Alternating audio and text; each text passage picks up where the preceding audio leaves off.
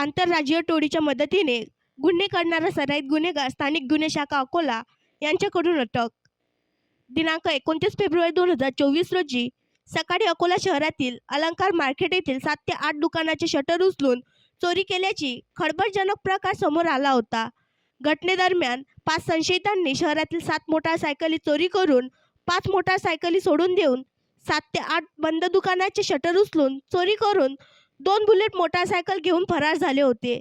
या घटनेचे गांभीर्य पाहता माननीय पोलीस अधीक्षक साहेब अकोला श्री बच्चन सिंग यांनी स्थानिक गुन्हे शाखा प्रमुख श्री शंकर शेळके यांनी एक पथक गठीत करून आरोपित लोकांना निष्पन्न करून गुन्हे उघडकीस आणण्याबाबत सूचना दिल्या होत्या.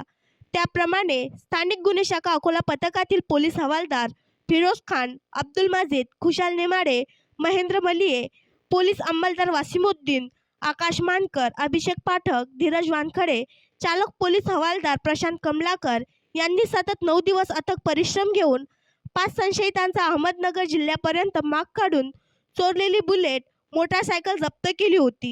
तेव्हापासून आजपर्यंत सदर संशयित 5 आरोपीबाबत बाहेर जिल्ह्यात व आंतरराज्यात अशा प्रकारे गुन्हे करण्याची पद्धत असलेल्या संशयितांची माहिती संकलित करून त्यांच्या मार्गावर होते.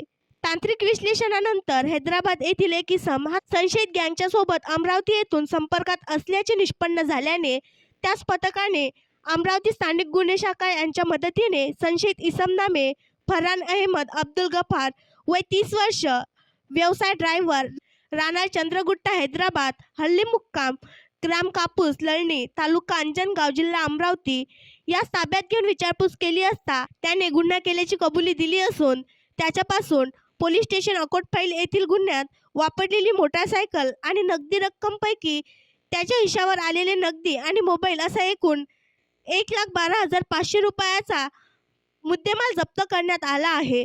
तसेच अकोला जिल्ह्यातील प्रत्यक्ष अप्रत्यक्ष सहभाग असलेल्या रेकी करून टीप दिलेल्या अशा स्वरूपातील गुन्हे केल्याची कबुली दिली. आणखी नवीन व्हिडिओ पाहण्यासाठी आमच्या देशमुख एक्सप्रेस न्यूज चॅनलला सबस्क्राईब करा, लाईक करा आणि शेअर करा.